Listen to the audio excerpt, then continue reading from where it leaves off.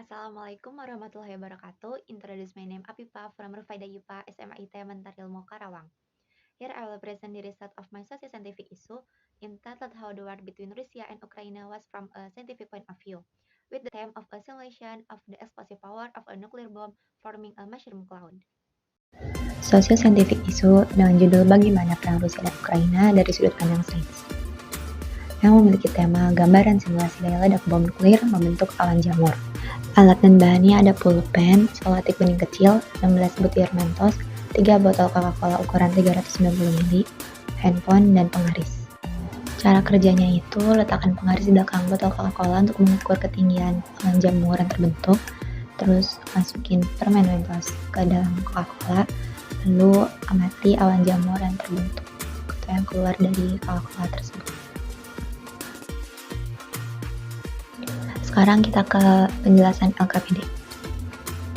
Pada percobaan 1 butir Mentos, awan jamur yang terbentuk sedikit dan tidak melambung tinggi, serta tinggi volume Coca-Cola yang tersisa sebanyak 9 cm. Lalu pada percobaan selanjutnya dengan 5 butir Mentos, semburan awan jamur yang terbentuk lebih tinggi dari yang sebelumnya, dan sisa tinggi volume Coca-Cola sebanyak 7 cm. Percobaan terakhir dengan 10 butir Mentos, semburan awan jamur cukup lebih tinggi dan jauh lebih banyak dibandingkan percobaan yang lainnya, serta tinggi volume Coca-Cola yang tersisa hanya 6 cm. Setelah melakukan percobaan, kita bikin grafiknya gitu. Seperti yang grafik pertama itu ada grafik hubungan antara jumlah permen Mentos dengan tinggi awan jamur. Terlihat bahwa grafiknya itu naik ke atas, berarti semakin banyak permen Mentos yang dicelupkan, semakin tinggi pula awan jamur yang dihasilkan. Kemudian grafik nomor 2 yaitu grafik hubungan antara jumlah permen Mentos dengan tinggi sisa volume Coca-Cola. Terlihat pada grafiknya itu nurun ke bawah, berarti semakin banyak permen Mentos yang dimasukkan, semakin sedikit pula sisa volume Coca-Cola. Reaksi apa sih yang menyebabkan terbentuknya awan jamur dalam percobaan ini? Jadi, awan jamur yang terbentuk dalam percobaan pencampuran Coca-Cola dengan Mentos disebabkan oleh reaksi fisika. Mengapa reaksi fisika? Karena adanya faktor tekstur Mentos yang cukup kasar, bertemu dengan tekanan permukaan Coca-Cola yang rendah. Lalu kenapa bisa menghasilkan semburan? Seperti yang diketahui bahwa Coca-Cola mengandung kadar soda dengan jumlah yang tinggi, serta terdapat desis-desis atau gelembung di dalam minumannya yang merupakan akibat dari air berkarbonasi dari senyawa CO2. Sementara itu, permen Mentos mengandung gelatin, gam arabica, glukosa, dan perisa, yang dimana apabila Coca-Cola yang mengandung kadar senyawa CO2 dan aspartam disatukan dengan kandungan Mentos, maka akan menimbulkan reaksi dan menyulut adanya semburan.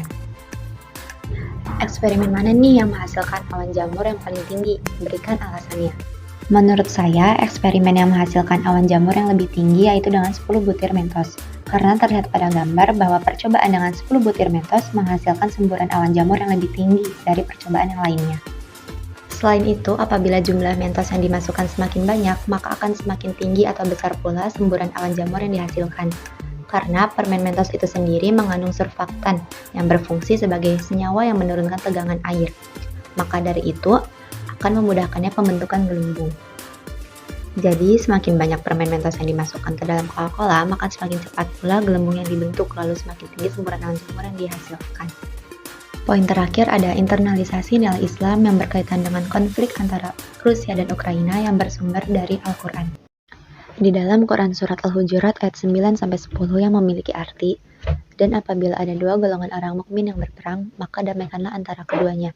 Jika salah satu dari keduanya berbuat zalim terhadap golongan yang lain, maka perangilah golongan yang berbuat zalim itu, sehingga golongan itu kembali kepada perintah Allah. Jika golongan itu telah kembali kepada perintah Allah, maka damaikanlah antara keduanya dengan adil dan berlakulah adil. Sungguh Allah mencintai orang-orang yang berlaku adil. Sesungguhnya orang-orang mukmin itu bersaudara. Karena itu, damaikanlah antara kedua saudaramu yang berselisih dan bertawakallah kepada Allah agar kamu mendapat rahmat. Makna dari kedua ayat di atas adalah apabila ada yang sedang berselisih antara satu golongan dengan golongan yang lainnya, maka harus didamaikan atau diselesaikan dengan baik-baik, karena satu sama lain merupakan saudara. Sekian dari saya. Wassalamualaikum warahmatullahi wabarakatuh.